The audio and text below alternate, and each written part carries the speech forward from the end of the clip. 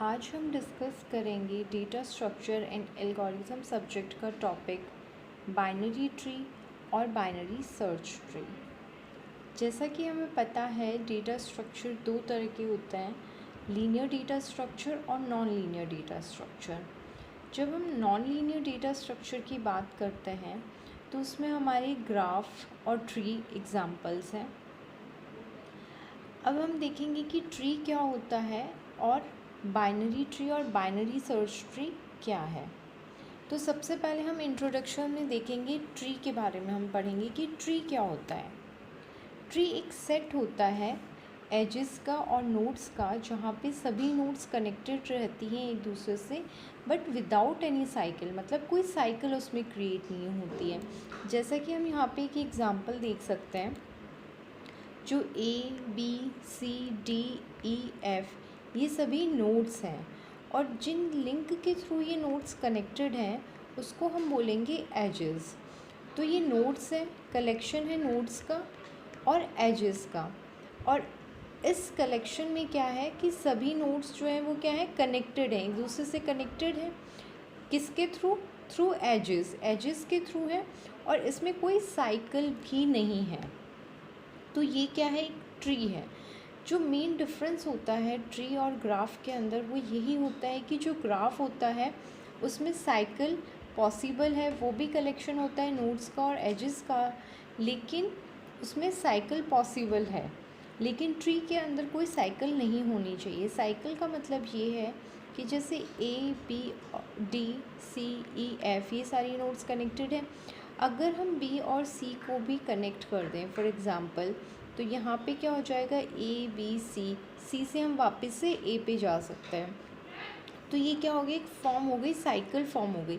मतलब जिस सोर्स से आपने स्टार्ट किया है आप उसी पे वापस आ गए। ठीक है, मतलब इस सोर्स से हमने स्टार्ट किया था। क्या अब ऐसा कोई भी पाथ है कि बिना हम डिसकनेक्ट हुए ए से वापस से हम ए पे आ जाएं विद अदर इंटरमीडिएट नोड्स? हमें रिवर्स नहीं करना है। ऑब्वियसली कि अगर ये कनेक्टेड है तो हम ऐसा नहीं बोल सकते कि ए से बी, बी से डी, फिर डी से बी और बी से ए। तो ये कोई साइकिल फॉर्म नहीं हो रही है। साइकिल का मतलब ये है कि इंटरमीडिएट यूनिक नोड्स के थ्रू। ठीक है, तो ऐसा इसमें पॉसिबल नहीं है। तो हम बोल सकते हैं कि ये एक ट्री है। तो ट्री एक नॉन लीनियर डेटा स्ट्रक्चर होता है। एवरी नोड ये नोड है हमारी। तो जितनी भी नोड्स होती हैं एक्सक्लूडिंग रूट नोड, जो भी हम अभी बता रहे हैं वो रूट नोड पे एप्लीकेबल नहीं होता है। रूट नोड के अलावा जितनी भी नोड्स हैं उन सब का एक पेरेंट नोड होगा। ठीक है, जैसे बी है तो बी का पेरेंट नोड क्या है, ए है। सी का पेरेंट नोड क्या है, ए है। डी का पेरेंट नोड बी है। लेकिन जो रूट नोड होती है वो उसका कोई भी पेरेंट नोड नहीं होता है। एवरी नोड जो है वो, हर नोड जो है वो किसी दूसरी आर्बिट्री नंबर ऑफ नोड से कनेक्टेड रहेंगे जिसको हम चिल्ड्रन बोलेंगे। जैसे बी डी से कनेक्टेड है तो डी क्या है, चाइल्ड है बी का। और अगर हम बी की बात करें डी के रिस्पेक्ट में, तो डी का पेरेंट कौन है, बी है, और बी का चाइल्ड कौन है, डी है।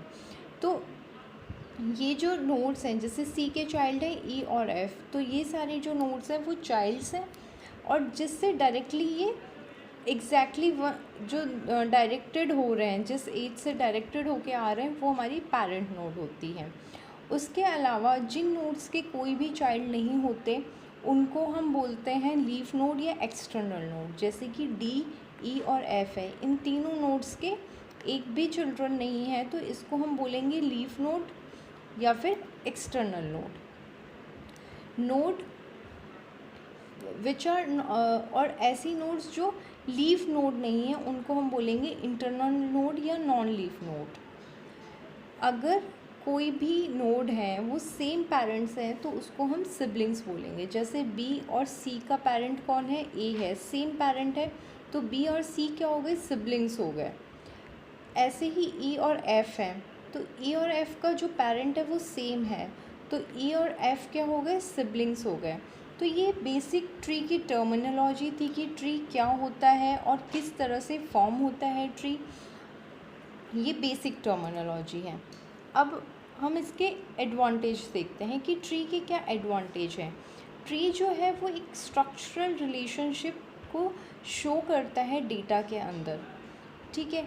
ट्री जो होता है उसको हम हायरार्कीज़ को रिप्रेजेंट करने के लिए भी यूज़ करते हैं। ट्री से जो इंसर्शन और सर्चिंग है वो ज़्यादा एफिशिएंट हो गई है।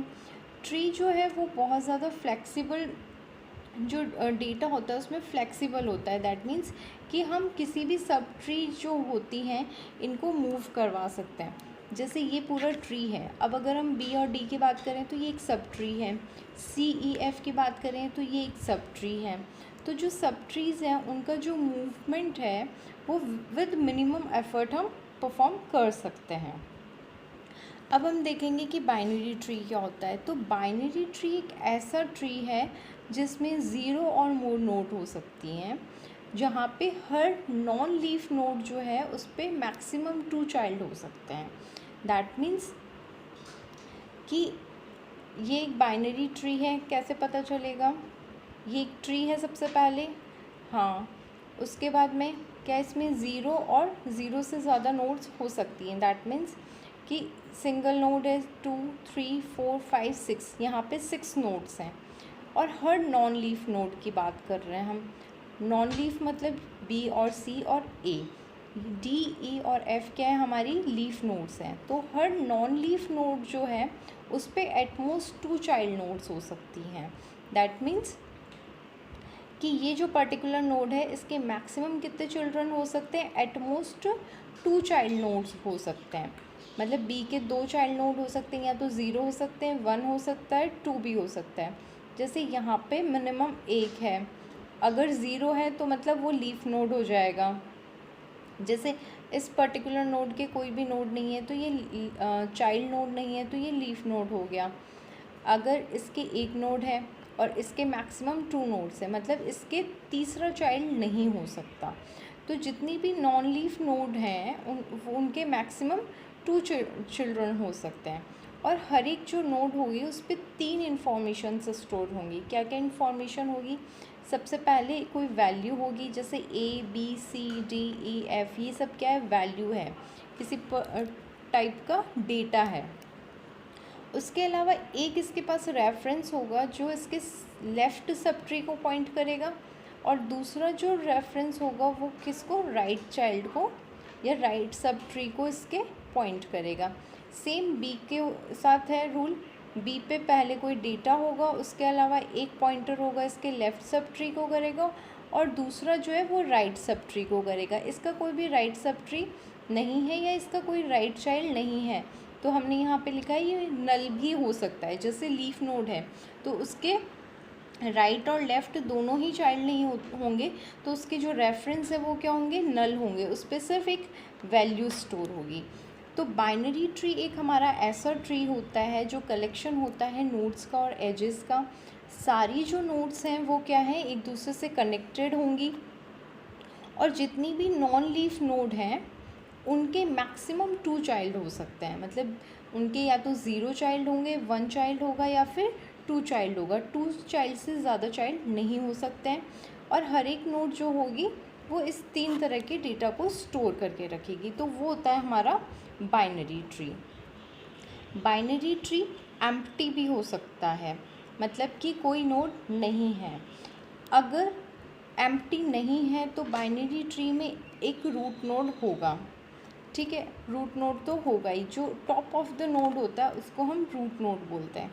हर नोड जो है वो बाइनरी ट्री में रीचेबल होना चाहिए रूट नोड तक विद यूनिक पाथ। यहाँ पे जैसे ये रूट नोड है और बाकी की जितनी भी नोड्स हैं उन सब पे क्या होना चाहिए? रीचेबल होना चाहिए। मतलब कोई ना कोई एटलीस्ट एक पाथ, तो एटमोस्ट एक पाथ होना चाहिए कि वो उसको रीच कर पाए, ठीक है। अब एटमोस्ट का मतलब ये नहीं है कि ऐसा नहीं है कि कोई पाथ होना ही नहीं चाहिए, क्योंकि रीचेबल तो होना ही चाहिए, और वो पाथ ऐसा होना चाहिए कि यूनिक हो। अब जैसे ए सी और एफ़ तक जाने के लिए एक ही पाथ है, इसके अलावा कोई दूसरा पाथ नहीं है कि हम एफ़ तक पहुंच जाए। उसी तरह से अगर हमें ई पे जाना है रूट नोड से तो ए सी ई ये एक सिंगल पाथ है, इसके अलावा और कोई दूसरा पाथ नहीं है, तो ये भी क्या है, एक यूनिक पाथ है।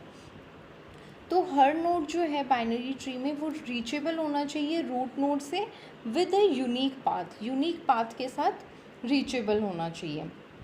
अगर किसी नोड में कोई लेफ़्ट चाइल्ड या राइट चाइल्ड नहीं है तो उसको हम लीफ नोड कहते हैं। तो ये था बाइनरी ट्री। अब हम डिस्कस करते हैं कि बाइनरी सर्च ट्री क्या है। बाइनरी सर्च ट्री एक तरह का बाइनरी ट्री ही है, मतलब कि बाइनरी सर्च ट्री जो है उसमें वो सभी कंडीशन फुलफ़िल होनी चाहिए जो बाइनरी ट्री की होती है। तो बाइनरी ट्री की कंडीशन क्या है कि वो पहली चीज़ तो ट्री होना चाहिए, और दूसरा कि जितनी भी नॉन लीफ नोड हैं उन पे मैक्सिमम 2 चाइल्ड हो सकते हैं। तो बाइनरी सर्च ट्री क्या होना चाहिए, सबसे पहली चीज़ तो वो बाइनरी ट्री होना चाहिए। उसके बाद में जो नोड्स हैं उसकी वो ऑर्डर्ड होंगी फॉलोइंग वे में, मतलब उसकी जो नोड्स होंगी वो किस तरह से अरेंज होंगी। नोड जो होगी उसमें एक तो की होगी जिसको हम डेटा बोलेंगे, जैसा कि हमने इसमें देखा था। जैसे ए है तो ये क्या है, डेटा है, बी इसका डेटा है, डी इसका डेटा है। तो इसी तरह से जो डेटा है वो किस तरह से स्टोर होगा, हर एक नोड जो होगी उसमें एक की होगी। उसके अलावा जो की लेफ़्ट सब ट्री में होगी वो हमेशा पेरेंट नोड से छोटी होगी, और राइट सब ट्री की जो की होगी वो पेरेंट नोड से बड़ी होगी, और डुप्लीकेट कीज़ इसमें अलाउ नहीं होंगी। फॉर एग्ज़ाम्पल जैसे ये 10 है तो ये जो रूट नोड है ये हमारा किससे बड़ा होना चाहिए, लेफ़्ट सब ट्री में जितनी भी कीज़ हैं उन सब से बड़ा होना चाहिए, और राइट सब ट्री के अंदर जितनी भी कीज़ हैं उनसे छोटा होना चाहिए। और यही रूल हर सब ट्री के ऊपर फॉलो होना चाहिए। ठीक है, तो बाइनरी सर्च ट्री क्या हुआ, सबसे पहले तो बाइनरी ट्री होना चाहिए। उसके बाद में जो लेफ़्ट सब ट्री है, जो हमारा लेफ़्ट सब ट्री है वो रूट नोड से छोटा होना चाहिए, और राइट सब ट्री की जो की वैल्यूज़ हैं वो रूट नोड से बड़ी होनी चाहिए। तो बेसिक आइडिया इसका क्या है, ऐसा हमने इसको क्यों किया है, इससे क्या होगा कि डेटा सॉर्टिंग या सर्चिंग और डेटा को रिट्रीव करना हो तो वो बाइनरी सर्च ट्री के अंदर बहुत इजी हो जाता है। कैसे, फॉर एग्ज़ाम्पल कि हमें ये ट्री दे रखा है और हमें ये फाइंड आउट करना है कि इसमें हमें मिनिमम एलिमेंट फाइंड करना है, सबसे छोटा एलिमेंट। तो सबसे छोटा एलिमेंट कहाँ पे मिलेगा, हमें लेफ़्ट साइड में मिलेगा। क्यों, क्योंकि रूट नोड जो है उसके लेफ़्ट में हमें छोटा मिलेगा और राइट में हमें बड़ा मिलेगा। तो अगर हमें ये बोला है कि हमें मिनिमम एलिमेंट फाइंड करना है तो हम क्या करेंगे, बिल्कुल यहाँ पे जाएंगे। ठीक है, 10 से कंपेयर करेंगे, अब इसके लेफ़्ट सब में आ गए, लेफ़्ट सब में वापस से हम क्या करेंगे, सेम रूल फॉलो होगा। सेम रूल फॉलो होगा इसका मतलब क्या है कि ये रूट नोड है, इसका लेफ़्ट सब ट्री जो है वो इससे बड़ा छोटा होगा, और जो राइट सब ट्री है वो रूट से बड़ा होगा। मतलब यहाँ पे भी सेम रूल फॉलो होगा। सेम यहाँ पे फॉलो होगा कि जो 18 है, जो रूट है वो हमारा लेफ़्ट सब ट्री से बड़ा होना चाहिए और राइट सब ट्री से छोटा होना चाहिए। ठीक है, तो अब ये जो है इसमें सॉर्टिंग, सर्चिंग और रिट्रीविंग के लिए हमें बहुत ईजी रहता है। जैसा कि हम इस ट्री में देख सकते हैं, जितनी भी नोड्स हैं लेफ़्ट सब ट्री में वो की 10 से क्या हैं, छोटी हैं, और राइट सब ट्री में क्या है, बड़ी हैं। ठीक है, अब वापस से जो सेम इसका रूल है वो किस पे फॉलो होना चाहिए, रिकर्सिवली हमारा जितनी भी इंटरनल नोड्स हैं उन पे फॉलो होना चाहिए।